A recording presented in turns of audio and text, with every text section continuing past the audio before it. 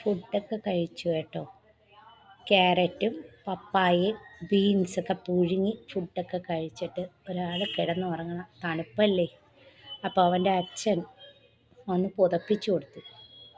ഇത് കണ്ടോ, 2 പില്ലയുടെ നടുവിൽ വന്ന് തന്നെ കിടന്നു കേട്ടോ. കിടപ്പൊക്കെ കാണാൻ നല്ല രസമില്ലേ ഫ്രണ്ട്സ്? കൊച്ചു കുട്ടികളെ പോലെ അല്ലേ, പാവങ്ങൾ.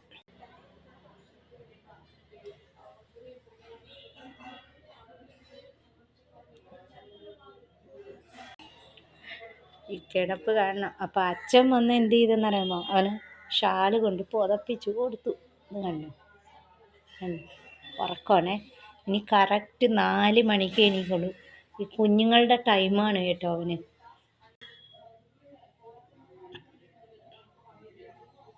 അങ്ങനെ ഉച്ച ഉറക്കം. 4 മണിക്ക് ഇനി എണീക്കുള്ളൂ. കണ്ടോ ആ കിടപ്പ് പുതച്ച് മൂടി.